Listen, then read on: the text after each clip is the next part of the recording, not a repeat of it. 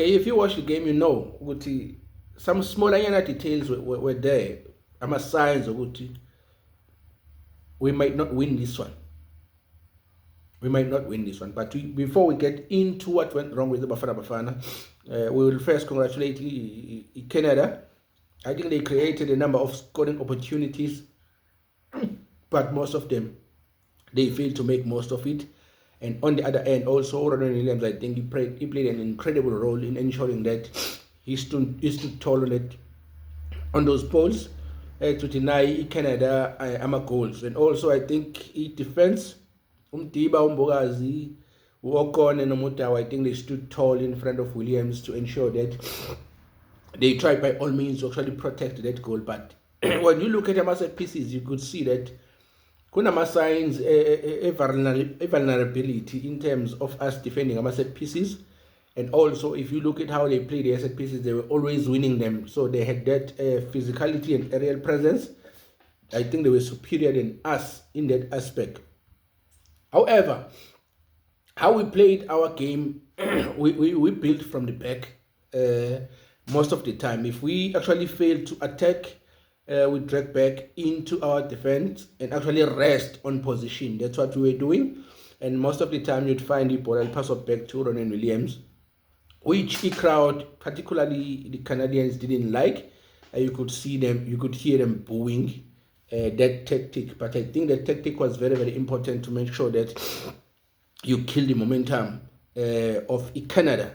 And I basically think that was the case. However, from he built a phase, we were forced to actually play long balls, either by Ronald Williams or by Ime Okone or Umbegezele Mbogazi. We failed dismally to actually make a progressive play through the middle. And on the first half, I think that was one of the things that I actually noticed, because Canada started very, very aggressive to us. And you could see that they want to break us through the middle and also use wing play. But in terms of wing play, I think Umdiba on the other end and also Umdao on the near side, they did incredibly well to actually deal with those isolated situations, to deny Naoma crosses from being whipped in. Should they were whipped in, I think Umboazi, Imek Okone were very, very incredible in dealing with those situations and also covering for Ama fullback suite. However, when I looked at our weakness in terms of progressing the play on the middle, going into the first half, I thought to myself, coach need to bring in Umbata.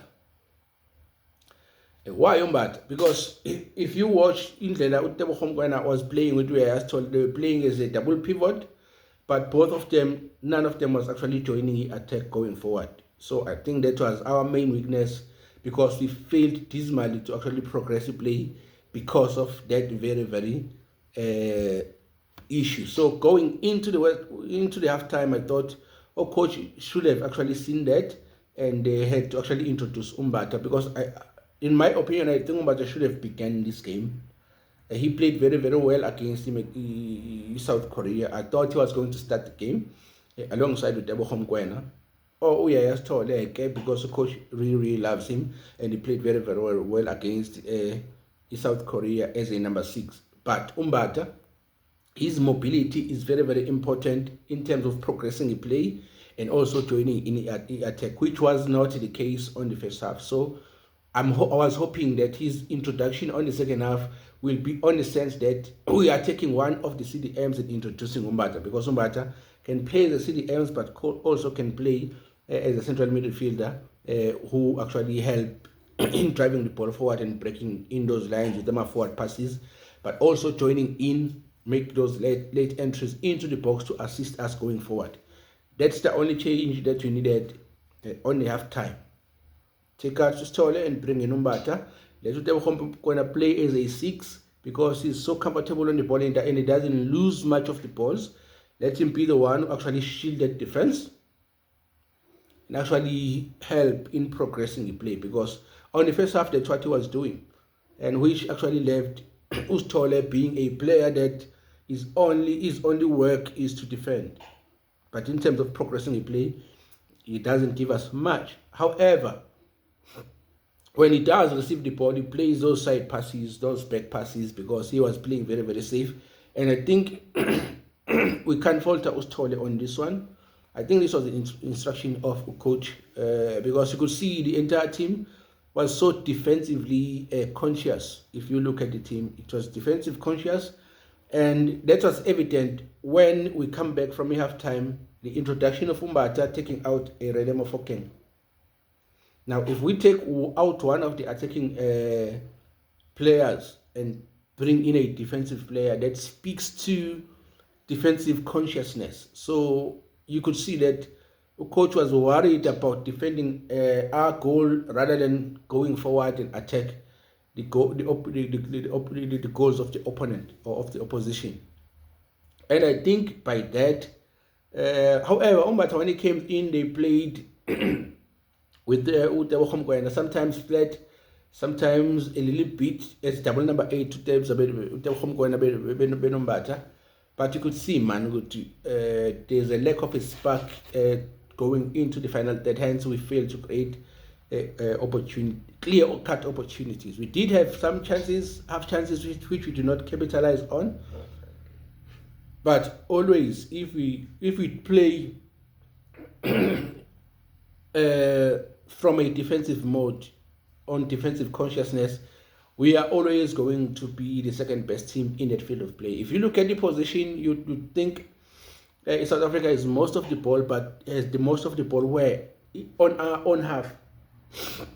We've had most of the balls on our own half, which at times almost costed us.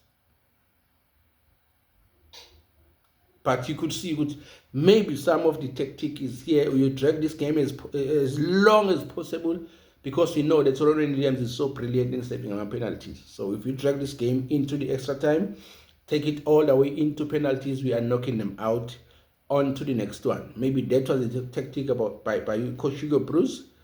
But I think we could have done better in this match. So this actually, on the second half, we went back to default settings on how we played against the Mexico, on how we played the first half against the Czechia.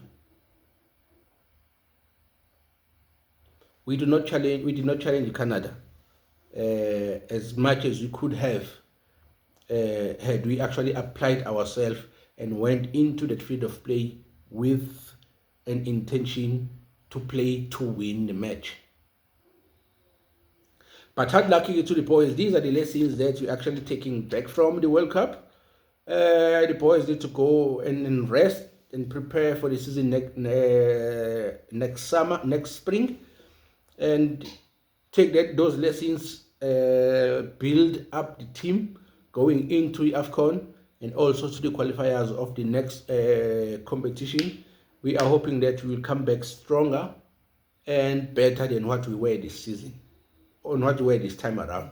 So I believe that there's a lot of positives that you can take from this, but also one of those lessons is we could have done better, because we can do better than that.